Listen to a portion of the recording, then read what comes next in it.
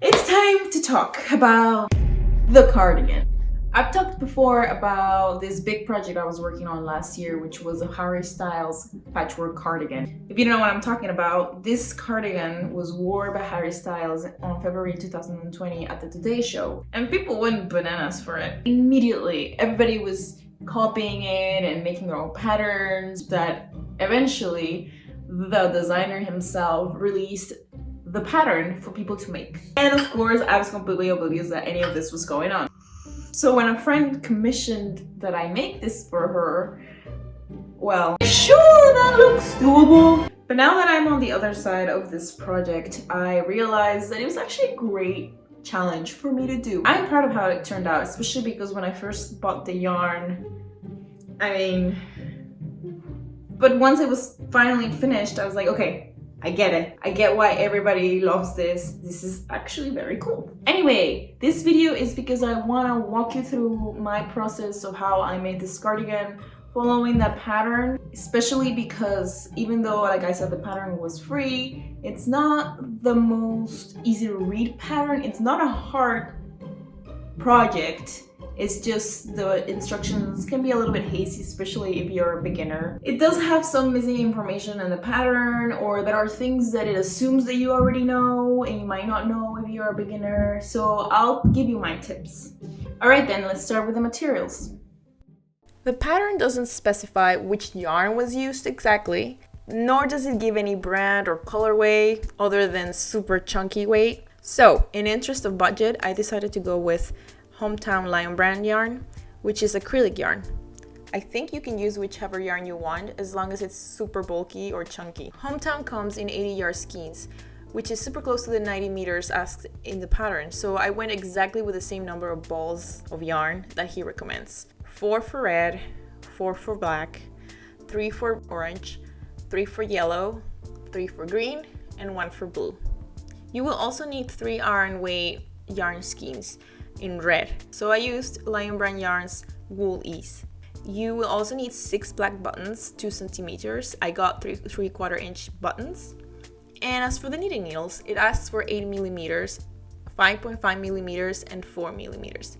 You will also, of course, need scissors, a darning yarn needle, and some measuring tape. So yeah, that's a lot of yarn, especially with all the different colors. If you're on a budget, a few of my tips are that you stick to acrylic bulky yarn, which tends to be cheaper. If this is your first ever knitting project, don't worry, I got you. If you have somebody who may have knitting supplies such as needles that you may borrow, you might want to do that before investing on needles. But now that you're 2 feet deep in yarn, there's no turning back. Let's make this cardigan.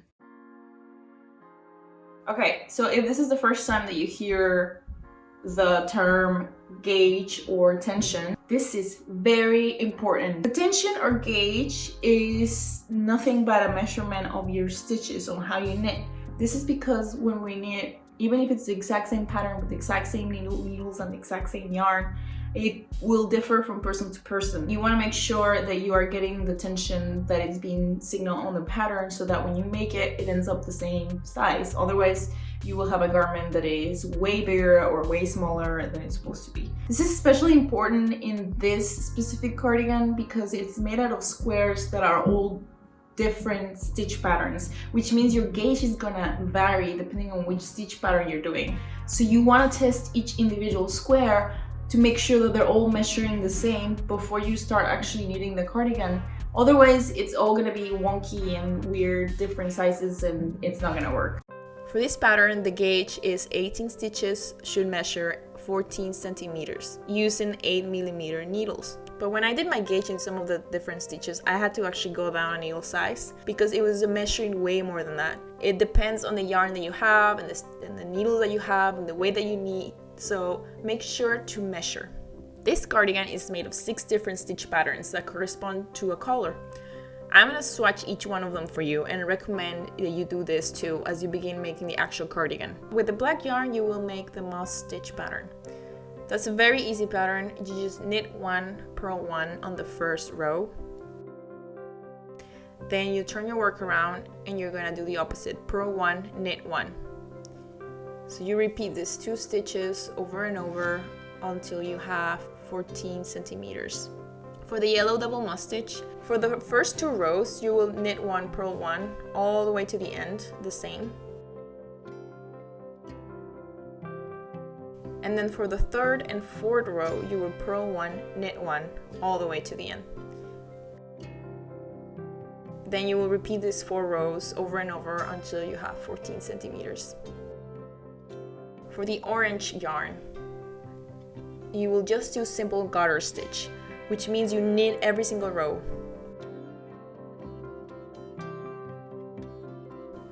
Until you have 14 centimeters. For the green one, you will do the reverse V stitch. For row 1, you knit every stitch. For row 2, you will knit 1 and then K1B, which means knit 1 below. Basically, you're gonna insert your needles through the center of the purl stitch below, and then you will knit that stitch. You will repeat K1, K1B, K1, K1B until you get to the last 2 stitches, and then you will knit 2. The 3rd row is another knit row all the way.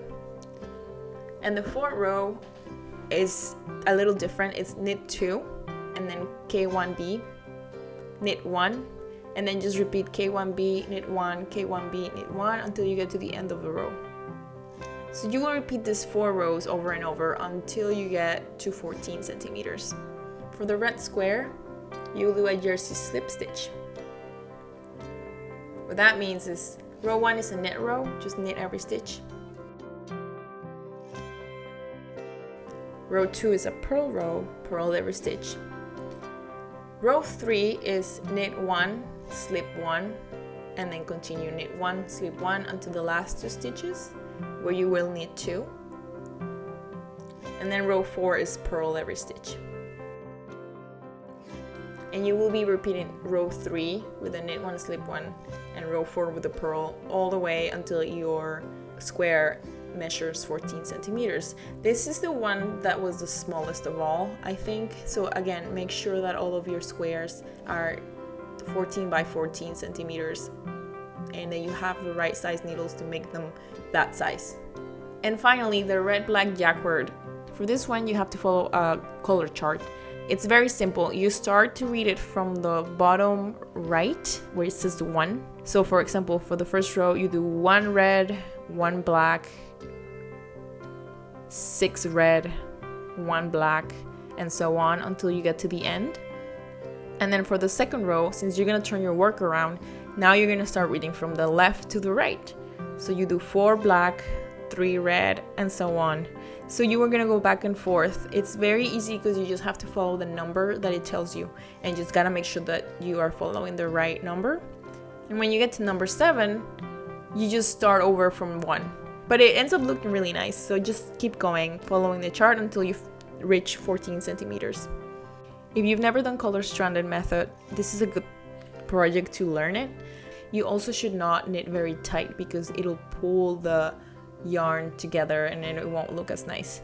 Anyway, once you do your little gauge, it'll look something like this, and you will repeat that for every single different square. And you can keep these for reference, or you can even incorporate them later on your cardigan if you want, if you're doing all the squares separately.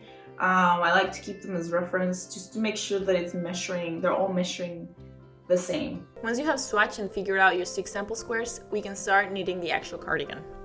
You'll see that the instructions have a chart for the back, front left, front right, and sleeves. There are 2 ways in which you can put this together. You can either just make each square separately following the colors in the chart and then sew them all together. Or you can do it the way that the pattern recommends, which is with panels or columns. The pattern recommends that you knit all of the columns, and then once you have everything, you sew all together at once. So I knit all of the patterns for the back, and then I sew them all together and I had the back. Then I made all the panels for the front, sew them together, and then I knit the front sections and the back sections together at the shoulders and the sides. This way you can even start trying it on and see if something is not working out for you. I did realize that it is way bigger than I would wear, even though it wasn't for me, so I left it that way. But if it had been for me, I probably would have taken a panel or 2 just to make it a little bit smaller. Then you knit all of the sleeve patterns, sew them together, and then you can sew the sleeves into the body. Or you can just do all of the squares at once. It's really up to you.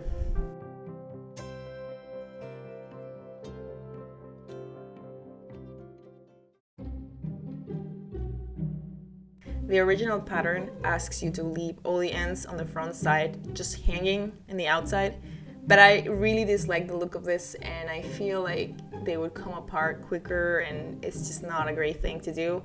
So I actually weaved in the ends. It's up to you how much you want to be accurate, how much you want to weave ends.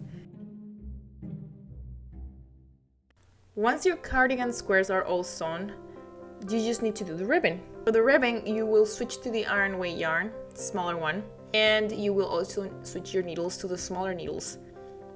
You will need 6 rectangles of ribbing. They're all different sizes. There is no tension indicated for the iron weight yarn, so I just follow the pattern as is and hope for the best.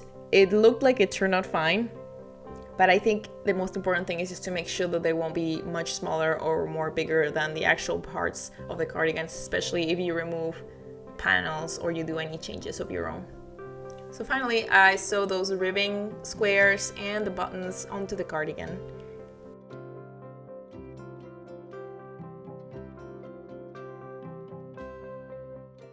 And that's it. That's how I made the JW cardigan.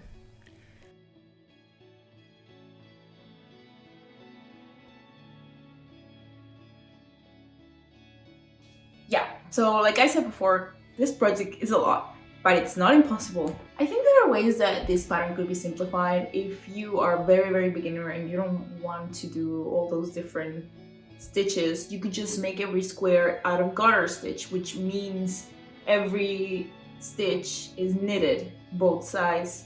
So you don't do all the different patterns, you just do them all squares the same and you just follow the colors. And it'll still look good. It won't be exactly the same, but it'll be like a basic version of the same cardigan. And in the end, you get the same feeling from it. Obviously, I don't have the cardigan with me anymore because it was a commission, so I already sent it to my friend. But here's some footage of me wearing it. So yeah, like I said, this is not really a style that I would wear in my regular life. But when I put it on after I finished sewing and weaving 100 million ends, it was really gratifying and fun. I mean, I also get it's Harry Styles, so, you know, it's Harry Styles. Would I make this again? Absolutely no, never.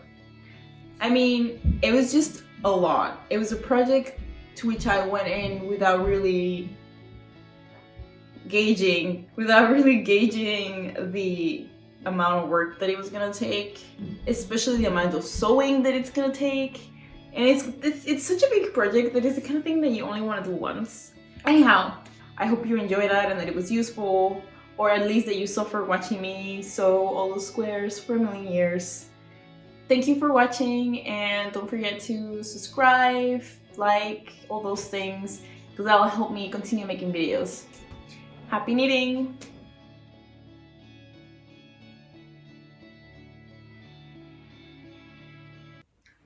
Okay. And I also did the whole like, would I make this again? No, never. Do you want me to stop? Yeah. Okay.